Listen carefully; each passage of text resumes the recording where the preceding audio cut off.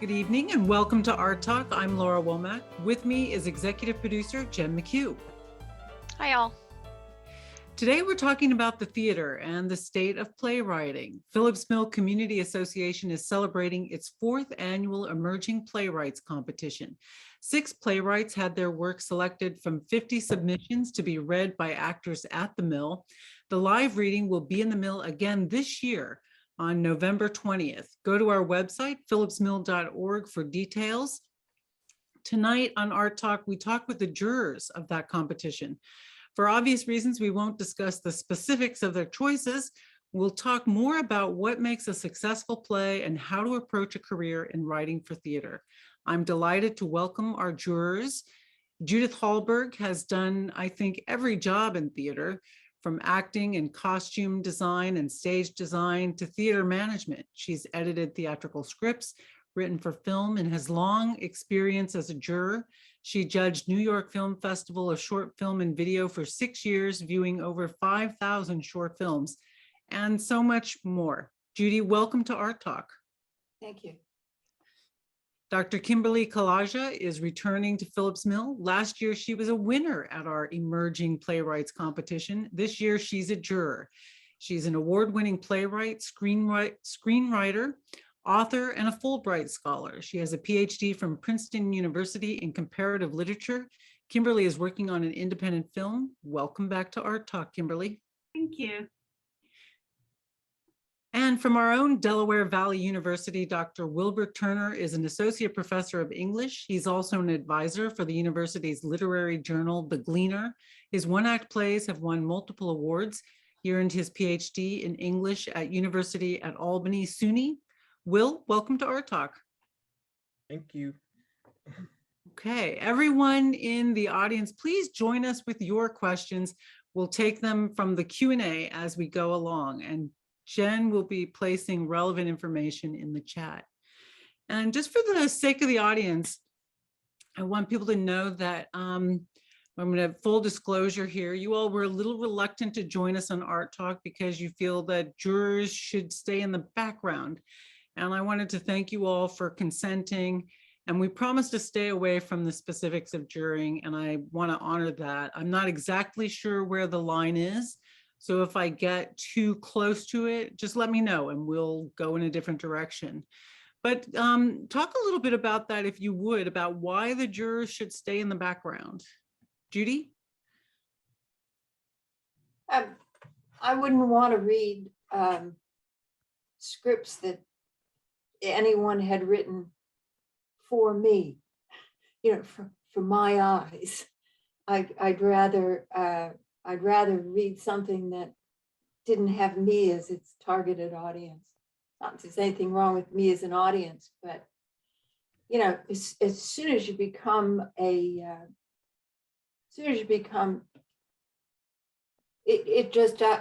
think that judges, myself especially, I prefer to be anonymous in the background. And I've heard that. In terms of what I'm looking for, I'm not looking for anything. I'm looking for a script that, you know, comes alive. Right. And I've heard that with, you know, artists look at the jurors to see what kind of artwork they do. And, you know, I'm more from the Phillips Mill Art Committee side. So I get what you're saying. You don't want somebody to write a play for you. Kimberly, what do you think? Yeah, I think Judy's absolutely right on that one. I mean, the great thing about this particular competition is, you know, I mean, having guest jurors, having different jurors every year, you kind of prevent that from happening. But I do know, as a playwright and somebody who has submissions a lot, you know, it's nice to not know to whom you're submitting in a way. And also, you know, we get sometimes from time to time, we can, you know, get paid for, pay for feedback, but the judges stay anonymous. And I think that it's good because you just don't want to start thinking that you have a strategy. You know, it's not like applying for a job where you need to know the background. Your work and your voice has to remain true to you. And the minute you start trying to gear yourself towards a theater or a contest, I just think it could become the work could suffer in the end. And I would never want anybody or myself to feel that burden. So, that I just want people to know, that we're guests, and it's whatever we say tonight, they don't have to it's take it with a grain of salt. Judging is a very idiosyncratic and very personal thing, and that's all. Thanks, Kimberly. What do you think, Will, about the role of the juror in the competition? Well, stemming from your original question in terms of the idea of juror staying in the background, I was kind of going through it from a playwriter standpoint. If I knew who the jurors were, particularly if they were notable people in particular genres, I would feel rather intimidated by the prospect of actually trying to cater to their taste. I mean, that's a lot of pressure, to try to match like with the type of work that they do. In fact, I think playwrights will be worse off in terms of just producing work in that way to cater towards a particular audience, because that audience may not like your work, and that eliminates one juror from that may actually be on your side in the context of evaluation. So yeah, that's the way I kind of look at it. I think that in any sort of creative endeavor, though, when you start to try to please other people, doesn't that begin to erode the quality of your work anyway? I think that sort of seems to be a universal lesson of creativity. Will, you're nodding your head. Yeah, it's just as someone that also writes plays, and submits, I try not to necessarily write for a contest. Like sometimes a contest will say, oh, I know that contest, I'm going to write something specific. The more success I've had is when I've written plays that are just sitting around, and then a contest will come and now just send it. Because too many times, if you try to cater yourself to that particular contest or that particular region, even, or the types of things that you think they may be looking for, doing research to see what has won in the past, all of those things kind of narrow the scope of the writer in terms of being, as has been said before, I think Kim said this, like true to your voice and true to who you are. And I think that's the most important thing, the authenticity and truth of a work. And so shying away from the idea of placating to a particular person or particular thing, it all comes back to you as the writer. Like, what do you want to see on stage? And that's sort of the approach your playwright should have. I see you nodding emphatically there, Kimberly. Yeah, absolutely. I mean, I think that I can't imagine that there are playwrights out there who don't love the experience of being in the theater themselves. I mean, it's such an important dialogue. And if you've been a theater goer, or if you're a playwright, you know that the same play under the same director with the same cast is going to be different every single time it's performed, because audiences, and this is so special to plays and theaters, audiences bring their own energy and their own personality. The play is always in a different conversation, and the play is always a little bit different in time and space. It's never really repeated. And part of what makes that conversation so worthwhile is having authentic voices on the stage. If you're trying to people please, it sort of erases one of the most fun and exciting parts of theater, which is seeing how people respond to your voice and enter into a dialogue with you. So I would hate for that to ever be a burden on a writer, myself or anyone else, if that makes sense. Sure. It takes a lot of courage, though, doesn't it, Judy, to, be true to yourself like that and sort of, not worry about what other people think. It takes a little bit of courage. You're talking from the writer's point of view? Right, exactly. Yeah. Well, I don't know. I absolutely agree with Kimberly and Will, and they both have written and submitted things. I've never submitted anything. I've written stuff, but I've never submitted anything. And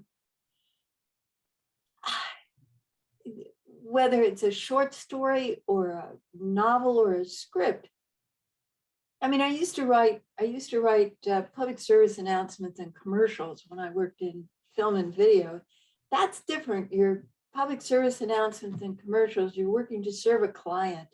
You're working to serve, with advertisers, you're working to serve a product. So that's your goal. Some of the things I wrote, I thought were really creative and I really liked them. But that's a whole different genre of writing, and it was I was narrowed for those things. I had to fit into a slot that served a particular product. That's a way different kind of writing than being totally creative. What story is unfolding in your head, what characters are unfolding in your head, regardless of who. You're not thinking about who's going to watch it in the future. You're thinking about how that story is unfolding in your own head, and you put it down, in the computer. I'm sorry, that was a rambling answer. I don't know if you get anything out of it. No, I think that made a lot of sense. And it goes back to what Will was saying too, about how the work that has been most successful for you, Will, is what you sat down to write, maybe with, I don't know how much foresight, or, they used to describe it as the muse strikes. Yeah. Yeah, depends on where I am at that time. Again, it's just not necessarily thinking more in the context of the process rather than the product. I think by doing that, I've been able to have more success than not.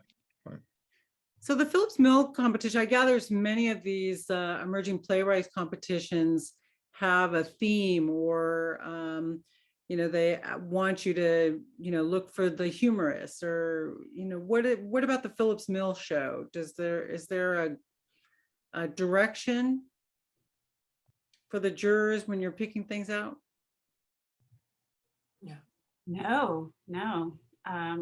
Not this time. To go back to your previous point though, Laura, that I think it's justifiably terrifying to put your ideas on paper and submit them, but I have to agree with Will that the most successful writing that I've ever met with is writing that I didn't write to any parameters. I wasn't thinking this is going to be a 10-minute play. This is going to be a 1-act play. Like, you have to sit down, you have to be true to whatever happens. You have to let it go where it goes, and I think that we were talking about this earlier. There's so many contests and things out there. I think the best way to do it is to write the piece and then wait for the contest or a submission opportunity that fits it. If they're looking for what you've already written and you've had a chance to sort of test it out and have a few friends read it out loud and you're pretty confident with it, rather than trying to write to a contest, because I feel like that does sort of silence the muses to a certain extent. And so I think that what's great about Phillips Mill, to go back to the previous question, is it didn't really ask for anything. It had a time limit kind of, but mostly it was just submit. And the variety of work and the diversity of work that came in was surprising and wonderful. And, there may have been people who wouldn't be able to submit if there had been a particular topic or more restrictions to what you guys were specifically looking for. So, yeah, sorry, Judy, did you want to add to that? No.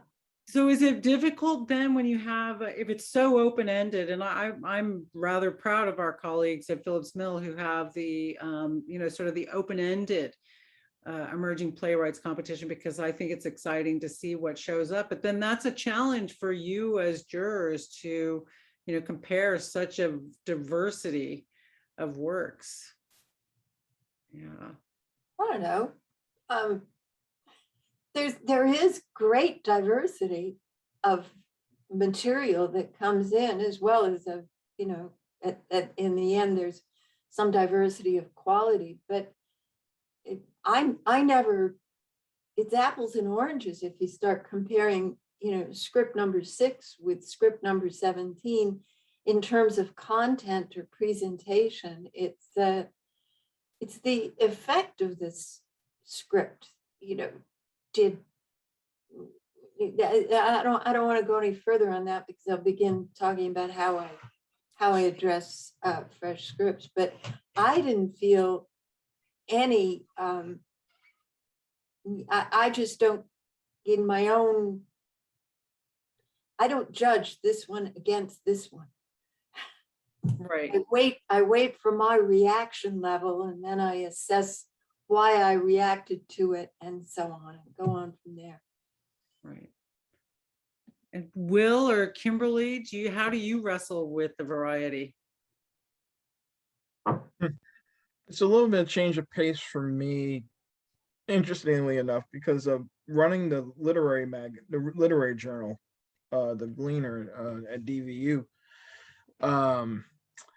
I changed the format to be theme based from year to year, and I do that because I think about it from the production end. By leaving it open, it's almost like there's such a blank canvas. There's an intimidation for trying to put it together because there's so many ideas to go to. However, by narrowing the theme, still keeping it wide enough so we can get a diversity of work, but having at least something that we can focus on and create a template and have it, and so when the work comes in, we can fill that template, and it's there to sort of like modify the work. So in some respects, it was a bit refreshing to have a competition that wasn't necessarily theme based, because you have so many different ideas that are coming in, and you don't necessarily reduce yourself to, say, maybe having a couple of plays that are all looking at things in the exact same way. And we didn't necessarily, and I don't think we encountered that to an extent. So there was enough diversity that it kept things interesting. And it kind of opened up, at least for me, it opened up different ways of looking at playwriting, different ways of seeing interaction. It's learning about different voices and different approaches to playwriting.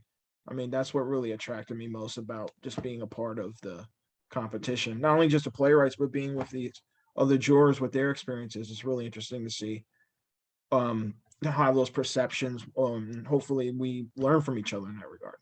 Yeah.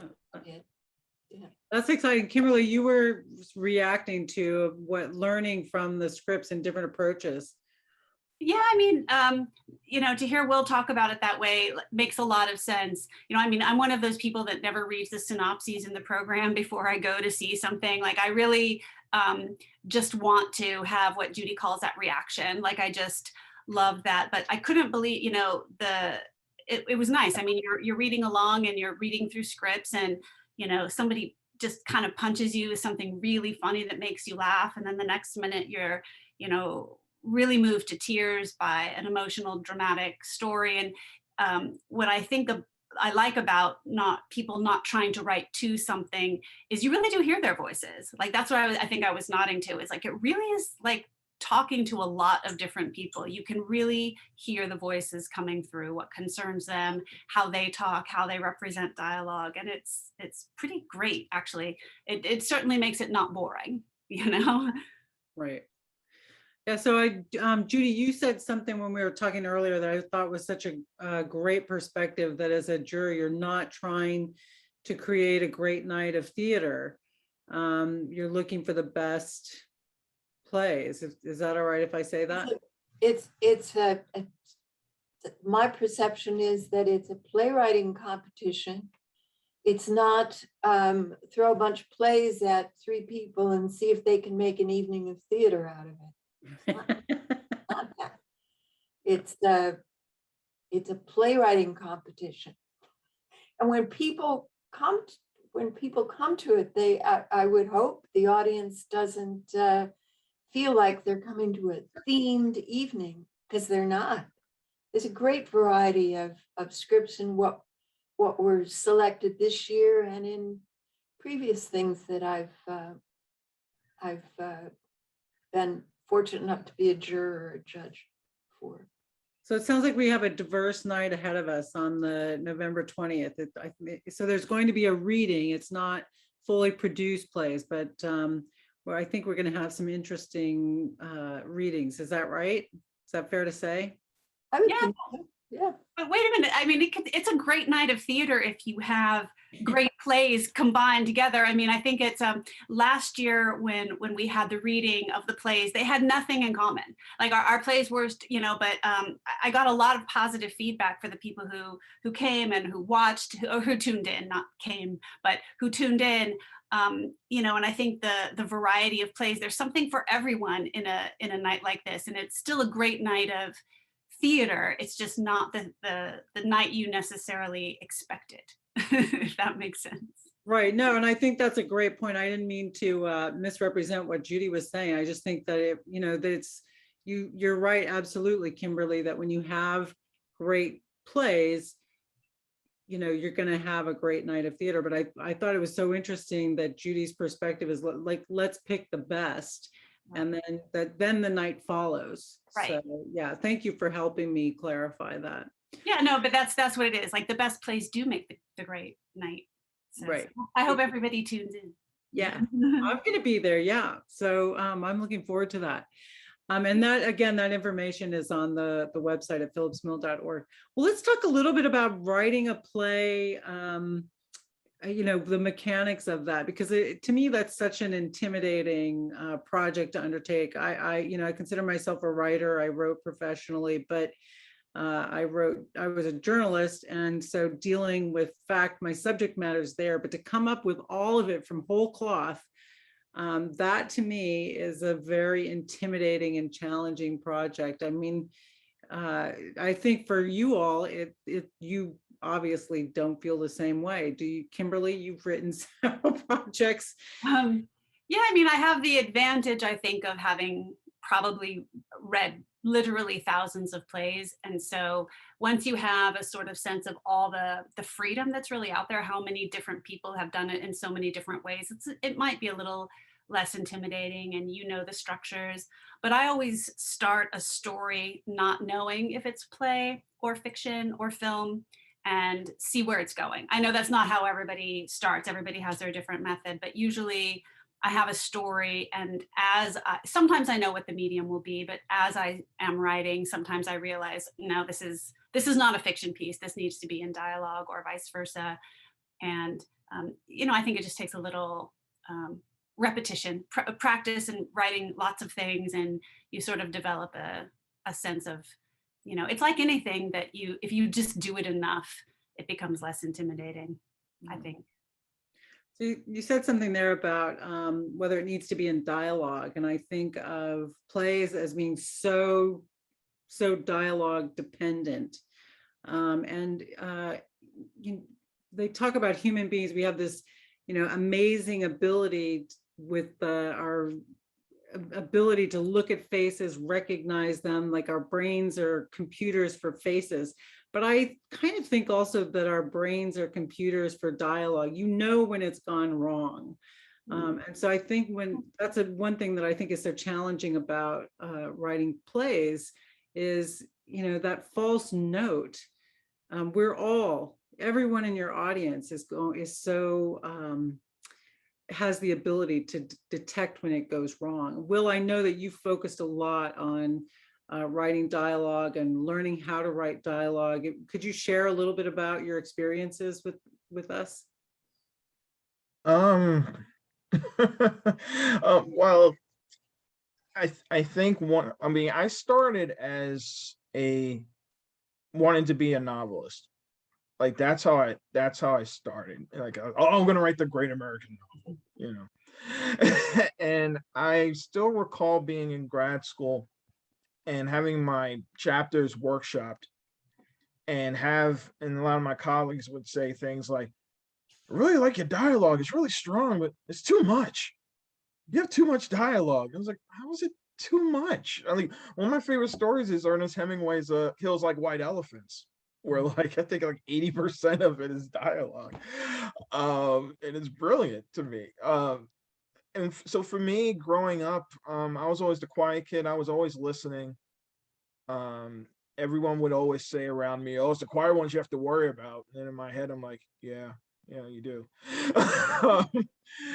and I always like listening to rhythms. I always like listening not only to the things that people were saying, but also the things that they weren't saying.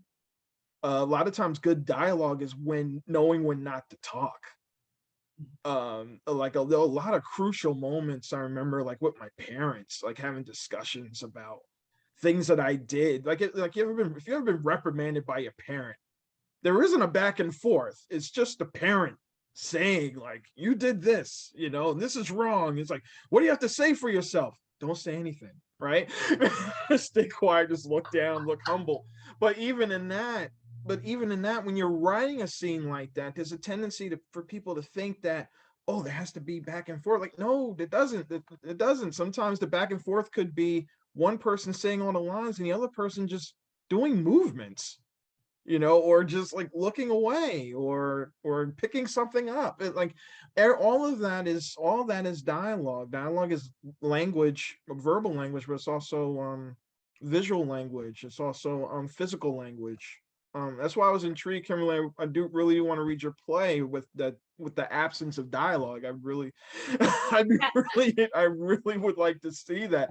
Though there's a part of me is like, how do you read that? Like in a reading, but that's something I would really be interested in seeing. Yeah, as I was talking, I was like, yeah, coming from the woman who submitted a play with no dialogue last year.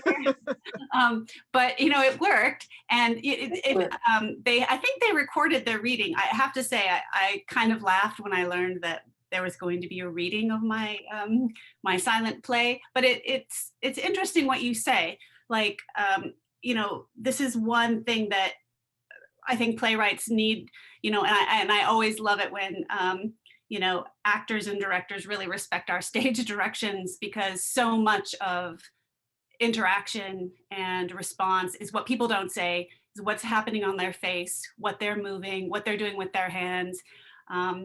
And it is, verbal language and nonverbal language are both parts of plays. So I think you're absolutely right. And that's another thing that maybe people can think about when they're feeling stuck is what would this be like if they just had to look at each other, and communicate silently. Yeah. It reminds me of I was a big fan of The Odd Couple, not only Neil Simon's play, but also the television show. Growing up in Brooklyn, I was part of like the WPIX 11:30 lineup, where it's like Odd Couple, Honeymooners, and then Star Trek. But the Odd Couple, there was one episode where I think Felix and Oscar are monks in a monastery, and they had to take like an oath of silence, and they had to make bread, and they get like demerits for talking. And both Oscar's trying to get Felix in trouble, getting him to say things. And it's so funny to see there's certain moments where you feel like you have to say something, but then what happens if you forget you shouldn't be saying anything? And then that's when the monk would come in and like put a demerit on their little chalkboard around their necks. But it's seeing things like that made me realize, like, yeah, like you can do so much. There's so much talking without talking. Right. Judy, you seemed really struck by that when Will was talking about knowing when not to say things. And I think with all of your vast experience as a juror in various formats, you must have seen some of that. And maybe not just with film, with the playwrights, but with film as well, I would imagine. Definitely with film. One of the greatest short films I ever saw in the New York competition was, it was 2.5 minutes long. At most, it was 3 minutes long. It took place in a sawmill, and you knew exactly what the guy was thinking and what happened. So, somebody was killed in the sawmill, in the saw. Right. It was a comedy. Okay. It was a very dark comedy, but it kind of left you with this feeling. Right. It was a complete story. You knew you had a sense of the conflict between these two people. You saw the one guy figure out, I'm going to take care of this. And then the guy was, that was it. there was a little more to it than that, but it had absolutely no dialogue and it was terrific. And I remember your script last year, Kimberly, and I loved it. I knew exactly what was going on. Good. I don't know if that's what you thought was going on, but I had a strong sense of it. No, there's been times in my own life.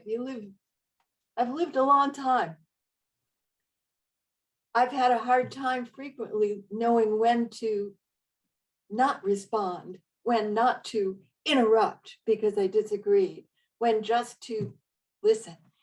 But the other thing I was thinking when you were talking is that we call it dialogue for people talking, but a play, people on the stage or on the screen or wherever, it's the interaction between the two people. That's what dialogue creates for us, as well as history and background and so on. But that can be presented, but as you pointed out, in more than just words. It can be presented in silence, in facial expression, in body language, sometimes even more eloquently and loudly than if you've given words to that character to speak. So now, if you are going to work with words, Will, you had you had an interesting way of learning how to write dialogue. You were talking about transcribing dialogue that you heard on the subway when you were commuting in New York City.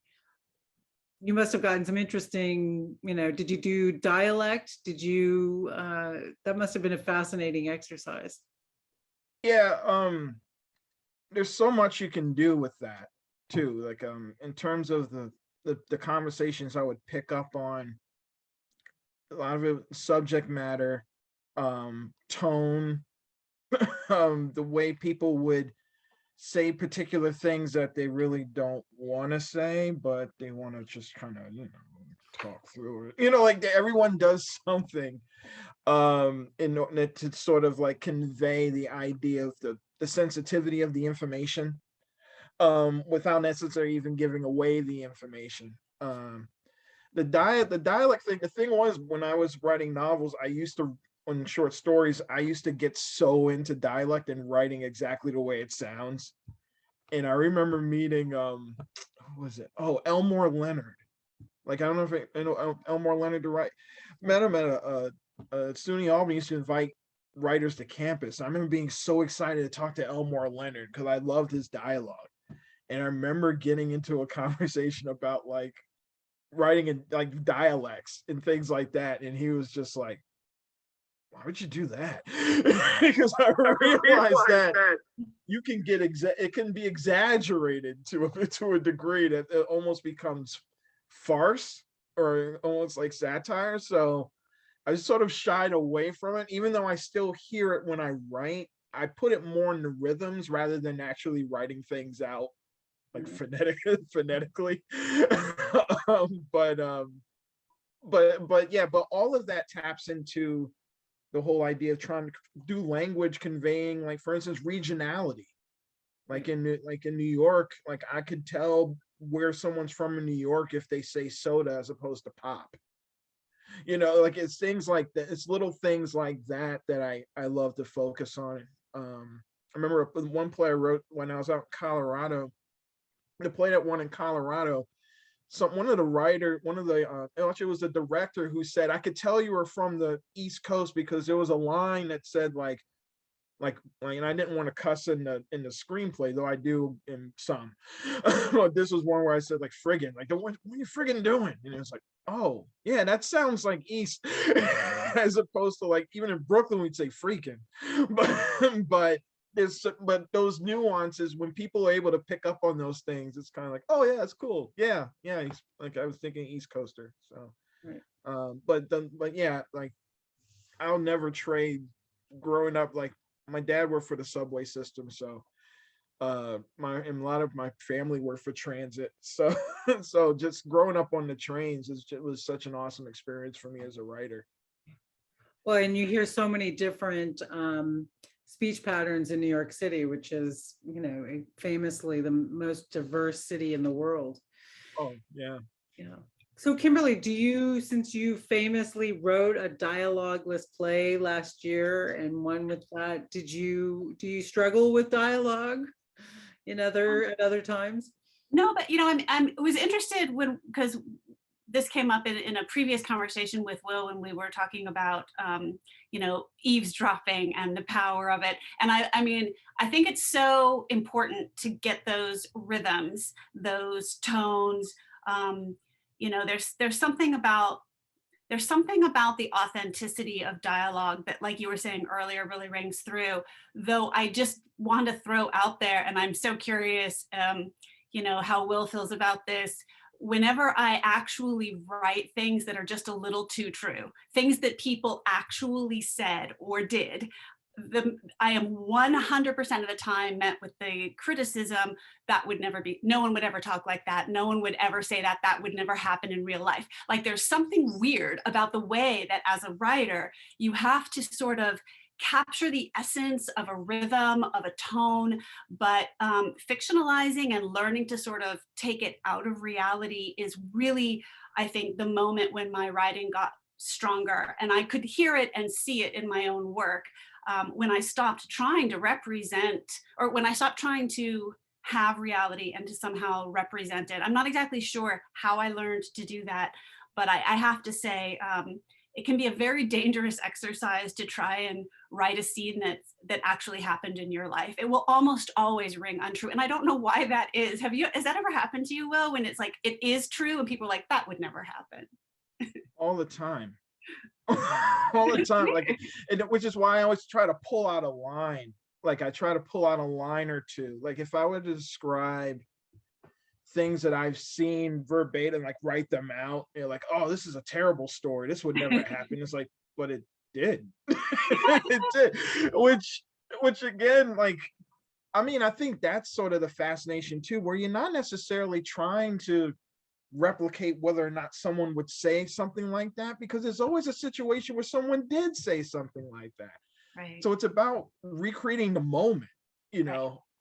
And not necessarily trying to I don't know, like people don't necessarily fit into neat little boxes in terms of expectations. Like I've known, like, usually I get this when I write for kids. So like so like if I'm writing a dialogue for someone who's like 8 or 10, someone would always hear a line. It's like, no 8-year-old would say that. And it's like, have you met my children? And then that's where Right. It's hard. It's a strange line. Yeah. Yeah. No, like okay, I have to say this, because I remember my ex-wife gets angry at me for basically like giving my kids the sarcasm gene. So when my oldest was about 7 or 6, maybe, it was a big thing that she took her first shower. Just like, oh, like she's been taking baths all day. Oh, now she's a shower, And so she takes a shower and she comes out in the living room, and my ex-wife at the time says, "Here, come in, let me smell you." And I'm just sitting there. I don't remember if I was just grading or looking over, and I was just looking over like, oh, I gotta see how this goes. So she sniffs her hair, she sniffs behind her ear, she sniffs her armpit. And my daughter, without batting an eye, just looked at her deadpan and said, "You want to sniff my butt too?" And I lost it. And then my ex-wife was so angry, she's like, "This is your fault. This is your fault." It was like, that was funny, And so, but it's one of those things that type of thing where it's like, would a kid say that? And it's like, yeah, you just have to create a character that know that the kid would say that. So it's not necessary, pull 10 kids in a room, 9 of them probably wouldn't say that, but 1 would. Right. So Well, that's the challenge, is making it believable, I think. Yeah. Judy, you were talking earlier about the story, having a complete story. And I think that's fascinating in the, I think you said it, Judy, but these plays are, to my understanding, they're about 10 minutes long. That's the idea, is that they're 10 minutes long. And it's really kind of a vignette. I think it, to the non-playwriting person like myself, it seems like, how do you tell a full story in 10 minutes? I personally, I don't think, I'm not looking for a full story. One can occur. When I told you about the very short film, that's a whole story in 3 minutes. That's just one of the things that can happen. But if think of the difference between a short story and a novel. A short story can be absolutely complete in itself, but that doesn't mean that it's a large story or it's a moment. And I think short plays and short films can also be looked at in the same way as short stories. Short story writing is a different task and a different genre than writing a novel. That's my understanding of it. Will, you're nodding because you've done more of that than I have. Oh, I mean, and this goes back to something that Kimberly said, where when you're talking about coming up with a story and sort of like, okay, what form is this going to be? Like, I totally think that way, where like I would say like, oh, this would be better as a screenplay because of the amount of scenes it's going to have as opposed to a stage play. When you were talking about the difference between short story and play, I couldn't help but think about not only short story, but 6-word stories. Has anyone ever tried to read, everyone ever read those 6-word stories? Like Ernest Hemingway, the famous one's Ernest Hemingway, and he had a 6-word story that went like for sale, baby shoes, never worn. And in that moment, it's like there is a story there, there's 6 words. It still encapsulates a story. How far it extends, I mean, that's what makes it, that's what you can adapt and turn into a short or a play. It's all about really the number of plot, like I don't want to get technical, but like number of plot points that you have, the number of moments that you have. But like in terms of like a 10-minute play, and Judy's absolutely right, it's like it's a moment. And it's like how much can you place into a moment? And there can be a moment that tells an entire story. If it's depending, a lot of times it's about the choices that you make in terms of like what character is going to do what, etc. But Kimberly, when you're thinking about stories that are complete, you do need to think about beginning, a middle, and end. Why are we here? What's going to happen? And then what can we take away? And often that's a moment of choice. And the way I'd describe a short story or a 10-minute play versus, say, a feature-length film or a novel is that the camera sort of zooms in on that moment of choice. And the writer has to be much more attentive to what information can be conveyed in a short period of time. And we're just going to look at that moment instead of the whole story that leads up to the moment. But they're typically, if you are watching somebody struggle with something and have that thing resolved, or have a choice made, that might be even a lack of resolution, but have the hero have a problem, have a hero make a choice, for better or worse, funny or tragic, and you really do have yourself a story. So it's kind of just sort of, if you can zoom in and find that really interesting, impactful moment.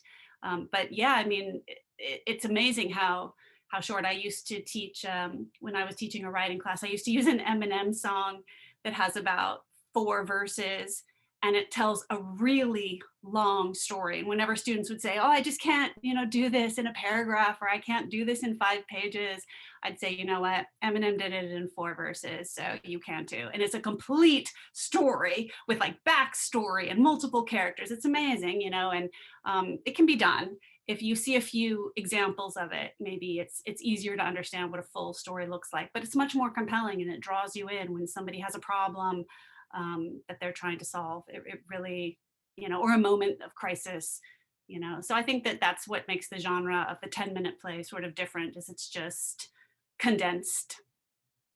Judy. think of is it the 10-minute Hamlet or the 15-minute Hamlet? Oh, wow. Yeah. Yeah, Hamlet. The Oh, whole yeah. story, the whole Mhm. 4-hour play. Hmm. And Yeah, I used to teach a 30-second Macbeth, yeah, and students used to read the 30-second Macbeth. That was just Yeah. great. Fly, flee, and fly. Like it was just like all the it was just great. Like it was like the summary, which basically, but it told the story, but it told it like with one line each. I would never go back. If it were possible, I would, and if he would listen to me, I would never go back to Shakespeare and say, shorten this Macbeth. It only needs 5 minutes. Yeah, yeah. Hamlet, 4 hours. Come on, give me 10 minutes. Yeah. I would never do that. They are gorgeous, and I love both of those plays. But Oh, no doubt. Yeah. but the fact is, you can. But listening to you and listening to what I was just saying, I wouldn't look for a short story or a short film or a short play unless it was funny. I'm being too specific here. I think it could be an error to take War and Peace and seek to tell it in 10 pages. So we had talked earlier about in another conversation about that these short plays that we're for the Emerging Playwright Competition they're maybe complete is the wrong word, but polished, that they are not, I think Kimberly, you said they're not workshop pieces. This is not a place where you take a work in progress, but it is a complete project, even if it's a short project. Kimberly? Yeah, I mean, that has to do with people's process and how they approach it. I think there's, the best thing when you want to start submitting, I think, to contests is to go out and get feedback. There's so many places now that have classes, online and in person. People read it, if you're lucky enough to live near a local theater or know actors, having people read your stuff out loud is a great way to do it. But yeah, I mean, it's part of knowing, what type of piece you have. Is this a full length or a short piece? Is exactly the scope of it. Like Judy was saying, you need to know what you're dealing with and what pieces, and be true to that. If it's not a 10-minute piece, don't write it as a 10-minute piece, write it as a full feature. And also if, yeah, I mean, I think the more polished it gets, the better. I love receiving feedback on my plays, and but that's not really what contests can do. It's so final. That's one of the hard parts of, I know we mentioned this with Will earlier, of being a professor or being a teacher by trade, is you always want to enter into dialogue with a writer. And unfortunately in contests, it just has to be ready to go. The theater needs that. The theater needs to not have to adjust or talk it out. So I would encourage people to seek feedback and professionalize themselves. We live in a world where that's possible without a lot of formal education. Was that what you were asking? Yeah, I think that was what I was asking. And I think, you all have mentioned a number of ways to work on your writing. We talked about dialogue and transcribing, getting feedback and going workshops, Kimberly. And Will, I think at one point you mentioned that in another conversation that you used Barbie dolls to work out your plays. How did that work? I just think that's so creative and fabulous. How did I see you with your Barbie dolls or somebody's Barbie dolls working out your plays, maybe your daughter's? Well, it's being able to visualize the space, because I mean, I've been fortunate enough to work in different forms. When I was at Syracuse University as an undergrad, myself and one of my best friend going back to high school, we had a comic strip, and he would draw it out. He would storyboard it out, and we would talk about the story, like, okay, where are you going to put people in the frame, blah blah blah. Screenplay was a similar thing, storyboarding, things like that. I had that thinking, but plays were a little different. where it was kind of like plays are in a dynamic space, but it's a very small space. And so when I would write the dialogue, I would have Barbies stand in. And the thing was about my daughters, there were so many Barbies. And a lot of times I'd walk into their room and it looked like a crime scene from Law and Order. Because one child just like will get a Barbie and just take the clothes off. I'm like, why does Barbie have to be naked? But anyway, so I would have these Barbies standing around. Most of the time I try to put clothes on them, which was even funny. But it's like I would have them standing in for the actors in terms of, okay, if this character is going to be here, should I have this character on stage when this line is said? Then I have to have them further back so people will know that they heard the line because they're in the scene. But so like a lot of those things are important in terms of just knowing how to manipulate the space, because at the end of the day, when you put it on stage, a lot of, I mean, playwrights that have, like, as Kimberly talked about, like if you have the benefit of like a workshop where actors are, you can see them in their spaces, and you have the opportunity to do things like, oh, that guy can't say that line if I had him exit. Like, because you don't think about that when you're writing. So the Barbies, like for me, are I always have a special place in my heart for them. They deserve Tonys. They deserve something for their effort. But yeah, unfortunately, I don't do that anymore as much. But I still draw out my story, the stage. I still draw out the stage and put props and things like that. I still do that. How much is that, blocking out on the stage? How much is that the playwright, and how much is that the director, Judy, or anyone really?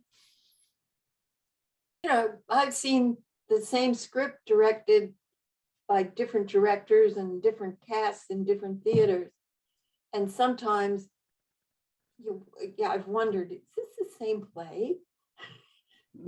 Because the actors and the directors can make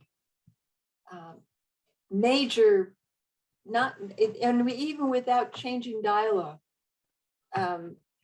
there are, and I think if you try and write a script that's director proof, I wouldn't recommend it, but because it's interesting to see what different directors do. For a while there, a few years ago, I had this thing, I'd go see Hamlet everywhere, anywhere. 6th grade school production of Hamlet. And I came away thinking, I never thought about how that worked, even if there was just one moment in it, whatever. And who knew that there were that many different ways of interpreting Hamlet? And I think I counted and I saw 18 productions of Hamlet in about 5 years. And that's a lot. I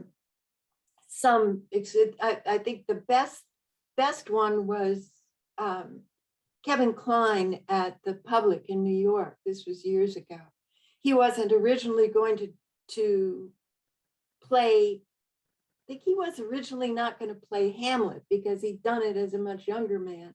But then whoever was scheduled, he was directing it, and whoever was scheduled to play Hamlet dropped out.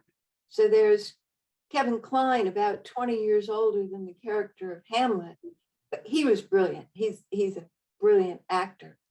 But I saw everything from that to, like I said, I saw a 6th grade school production that I agreed to go to under duress. And I sat as far in the back as I could so that I could leave. And then I realized I was enjoying it because I knew the play so well that these little things were coming out at me. And I was thinking, well, that's new. And what a 12-year-old does with some of those lines as opposed to what a 40-year-old does with some of those lines. And I'll be quiet now. No, well, I think your comments I lead directly into one of the questions we have in the chat. Jen, can you help us out with that? Yes, Judith Ba wants to know, how much do you trust to the director of your play? Well, I could speak to that, like, because talking about Shakespeare, there's a reason why there's so many different interpretations. If you look at, like, if you compare Shakespeare to, say, Arthur Miller, and you Yeah. look at the two plays side by side, Shakespeare really is just, everything is happening in the lines. Like, pretty much, like, otherwise it's just exit, enter, he dies. That's pretty that's pretty much all of the actions that he provides. So there's so much space to work with from an interpretation standpoint, compared to Arthur Miller, who's like, this tree has to be there, has to be this tall. Here's this fence, the fence has to be here. And that gets into not necessarily being manipulative, but more so to say that his story can only function with these things. These symbols are important. For me, I tend to write more so, my spotting and blocking is not necessarily to say that I don't trust the director, but it's more so for me to produce a consistent story. And a lot of times, some of that blocking doesn't even make its way into my play. But the fact that I knew where they were going to be, at least it could work. If the director wanted to do something different, which I've seen many different versions of things that I intended, it's like, oh, I didn't think about that. But they all worked because I wasn't really strict in terms of what I want. But if I put something in, it's like, you're standing there, like, I want them standing there, right? But otherwise, if I'm not including that, I'm leaving up to the director, I'm leaving up to the brilliance of the actors to make my work come to life. Yeah. There's so much more to learn from you all about writing plays. But before we go, we're almost out of time. I'd like to just ask you about, the world of emerging playwright competitions. I gather there are quite a few of them. And I just wonder what the role is of these in the dramatic community. How can a small organization like Phillips Mill, in all of this activity that's going on, how can we have an impact on the development and appreciation of the performing arts? Just providing the opportunity for new works to be presented, for an audience to develop, who either comes to it or develops their own sense of approaching new work, something they've never heard of or certainly never seen before. I mean, we can't just, go to the library and pull out scripts that have been there for the last 40 years. There's got to be new stuff. So all of the theaters all over the country, little theaters, theater groups that only sit around in a living room and read a new script. It's just, it's extremely important. It's the death of theater if we don't do that. I would say the value for playwrights, and Will, I mean, I don't know if you agree with this. I mean, it's not really a play unless somebody hears it, unless somebody sees it, unless somebody reads it, and writing is an enormously lonely act, which can sometimes feel terribly, terribly pointless.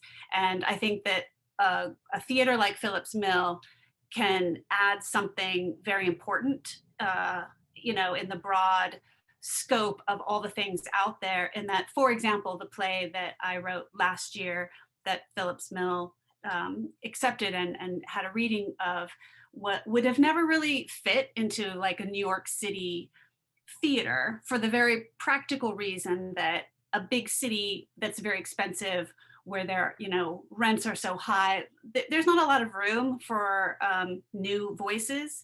It's weird because it is a great city and thriving in some ways, but the sheer reality of the expense of putting on a play, you need known quantities, you need celebrity actors, you need a lot of money and a lot of high rent, and short experimental pieces by a playwright you maybe never heard of before isn't gonna be a real thing in a New York City space. And so Phillips Mill offered me personally an opportunity to get a play out into the public, to get feedback, to hear actors read it, and to get, potentially people who would never hear of me to see work that I've done, and it's just enormously fulfilling. You always hope that there will be somebody that things will move on, and I hope that in the future Phillips Mill will do full productions of things, like that would be even better for us. But it's just a great opportunity to feel that there's sort of an accomplishment and a fulfillment of the writing of itself, like somebody gets to hear it and receive it. We do have full production coming this summer. Will, I wanted to give you an opportunity, and then I see Judy's hand up too. So Forget it. okay. Well, Kimberly, I totally agree with you, Kimberly. Just the idea, like, again, as a novelist or a short story writer, it's all about being published. And I remember when I was writing my plays, there were people who didn't understand. It's like, well, are you going to be published? Like, no, I don't care if they're published. I want them performed.